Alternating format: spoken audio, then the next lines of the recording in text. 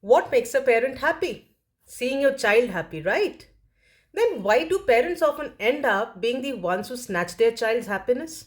Ever noticed why children take extreme steps, especially before an exam or after a result is declared? See, the purpose here is not to scare you, but to show you the reality. You could be the best parent for your child, but do they share the similar point of view? No doubt that they love you, and so do you. But what about the other side of the story?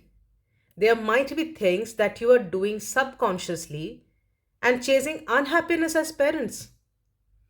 In today's video, we'll discuss 7 such things that can adversely affect not only your parent child relationship but also your mental health. Hi, I'm Shimona, founder of Raising Children 101, a platform to help you understand your child better. Before we go ahead, do subscribe to the channel for more on parenting tips and advice. Do press the bell icon to be notified whenever a new video is uploaded. So let's get started. What is the first thing? The first thing is your parenting style. How you raise your child, your parenting style, is directly proportional to the happiness it brings in the parent child relationship. A family where parents exhibit dictatorial behaviors and oppress their child's voice, oppress their opinions, can never be happy.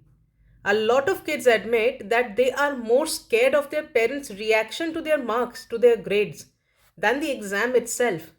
And that fear worsens the situation in exam hall.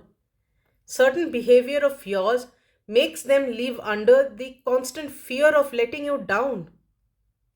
Coming to the second one, choosing society over kids. Let go of what Sharmaji's kids are doing and start focusing on your kids. Start focusing on what they want.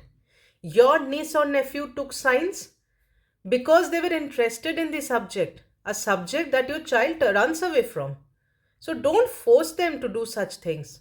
Remember the movie Tare Zameen Par, Three Idiots? Well, where they have time and again emphasized similar aspects. It's high time to realize that there is no dearth of career choices today, and one can have a secure future even if one does not crack the engineering exam or become a doctor. Number 3, stuck with traditional thinking.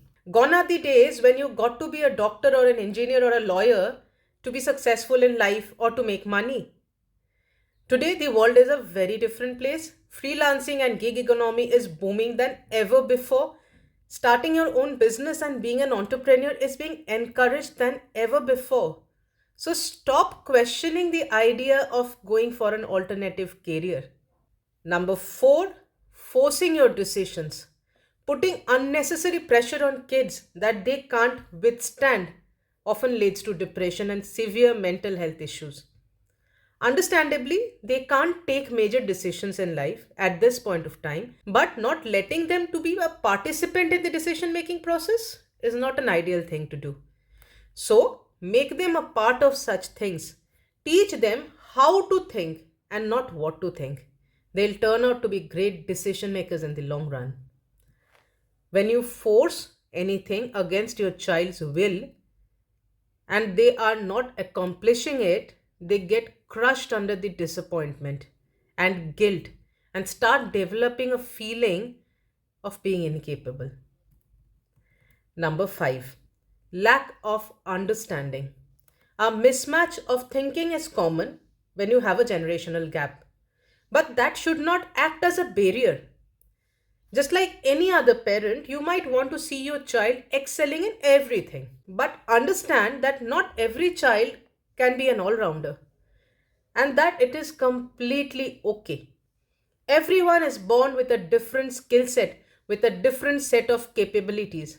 Imagine what would have happened if Virat Kohli's dad expected him to be a singer, or Shreya Ghoshal's parent expecting her to be the best batsman of her generation.